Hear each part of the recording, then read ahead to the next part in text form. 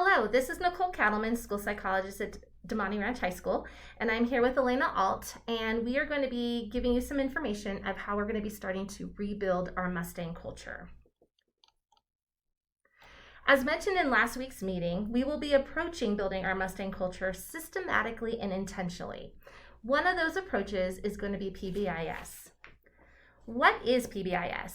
It's a science of building effective environments that teach and encourage appropriate behaviors to replace the use of inappropriate behaviors.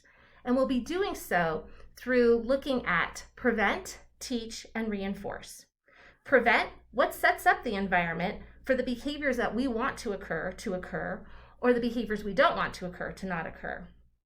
Teach, the target behaviors we want to increase, and those behaviors we want to decrease.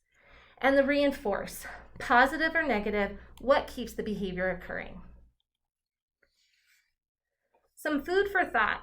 If a child doesn't know how to read, we teach. If a child doesn't know how to swim, we teach. If a child doesn't know how to multiply, we teach. If a child doesn't know how to drive, we teach. If a child doesn't know how to behave, we punish. We really need to be looking at how can we teach the behaviors we want to see. There are 5 steps to Tier 1 school-wide PBIS.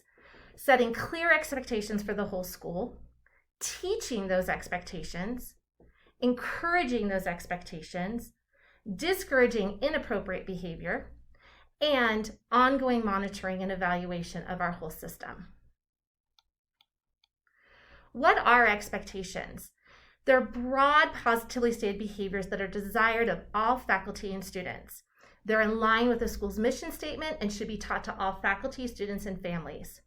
Here at Demonte Ranch, we have respect, responsibility, and readiness. Expectations and rules. Both are positively stated. Both should be no more than 5. Both clarify criteria for successful performance. Now, expectations are general, whereas rules are specific. Rules are going to describe the specific behaviors that we want students and faculty and families to do, and they're observable and measurable. And rules may apply to a limited number of settings. All right, this is Elena Alt. And the activity we're going to have you guys work on today is really going to be to look at our current matrix.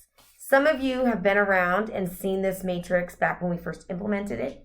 And for some of you, you've maybe seen a sign or two in a classroom, but maybe you've never even seen this. And it's not something that has been actively talked about in the last couple of years. So what we want to do is we're asking each department to look at the matrix to see what about the matrix still is working and what about the matrix is not working. And then we're going to have you guys give us some feedback. You have a copy of the matrix that you can use to help brainstorm. You're also going to have a blank copy of the matrix that we'll look about in a minute. Here's the activity. Within your department, review the current rules associated with our 3 expectations. The 3 main expectations are respect, responsibility, and readiness. Underneath expectation, there are specific rules for how student behavior should look and the whole school community. That includes like that first row here at Demonte Ranch High School, the whole school community, including even when they're not just in the school building. This might be how they behave as Demonte Ranch students at a football game or when they're interacting with other members of community. There's also specific rules underneath those 3 expectations from the classroom and in our common areas. So as you look at those rules, think about what is working. What do we want to keep? Also think about what is not working and what should we either delete or what's missing and what should be added.